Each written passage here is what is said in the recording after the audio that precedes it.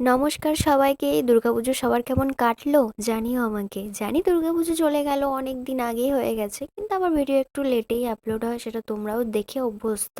তো অনেক বছর ধরে প্ল্যান করার পর তো ফাইনালি আমরা 2025-এ সপ্তমীতে বেরিয়েছিলাম। কারণ বলি তোমাদেরকে, 2 বছর ধরে প্ল্যানিং চলছিল আমাদের যে আমরা সপ্তমীর দিন বিকেলে একটু যাব আশেপাশে যেখানে ঠাকুর হয়েছে, তো প্যান্ডেল হয়েছে ওইখানগুলো দেখতে যাব। কিন্তু আমাদের কোনো না কোনো বাধা ঠিক পড়েছে, হয় বৃষ্টি পড়েছে, না হলে কারোর শরীর খারাপ হয়েছে, আমরা যেতে পারিনি। তো যে কারণে এই বছর না কোনো বৃষ্টি না কোনো শরীর খারাপ, তো চলো বেরিয়ে পড়ি।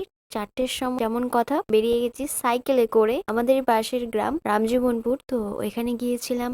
ওইখানে যতগুলো ঠাকুর প্যান্ডেল হয়েছে সমস্তটা দেখেছি হেঁটে, এবং তার সাথে সাইকেল নিয়ে। তো আমাদের পার্টনার ছিল 4জন, আমি তার ক্লিপ নিতে ভুলে গেছি 4জনের মুখটা নিতে। তো যাই হোক, তো অনেক এনজয় করেছিলাম ওই সপ্তমীর দিন বিকেলেরটা। কিন্তু তাও যেন কোথাও একটা মনে হয়েছিল যে এবারের যেন পুজোটা খুব তাড়াতাড়ি কেটে গেল, এবং সেরকম কোনো পুজো পুজো ফিলটাই পাইনি আমার মতে। যেটা হয়েছে তোমাদের সেরকম ফিল হয়েছে কিনা আমি জানি না, কিন্তু আমার মনে হয়নি যে বছর কোনো পুজো পুজো এনজয়মেন্ট আছে বলে। তো যাই হোক, তাও মোটামুটি ভালো কেটেছে। সব থেকে বড় ব্যাপার এটাই যে অনেকদিন ধরে প্ল্যানিং করার পর আমরা সেটা এই বছর ফুলফিল করেছি, এবং আমরা যাওয়ার কথা ছিল আমাদের 3জনের, কিন্তু আমরা গিয়েছিলাম 4জন এই বছরে। কিন্তু নেক্সট ইয়ার চেষ্টা করব যেন আরো অন্য জায়গাগুলো তোমাদের সাথে শেয়ার করতে পারি। তোমরা তো অনেক জায়গায় ঠাকুর দেখেছো, আমাদের এলাকার ঠাকুরটা তোমরা একটু দেখে নাও কেমন হয়েছে। যদিও পুরাতন হয়ে গেছে, কিন্তু তাও একবার চোখ বুলিয়ে নাও। এটাই ছিল রামজীবনপুরের শেষ ঠাকুর এবং শেষ প্যান্ডেল।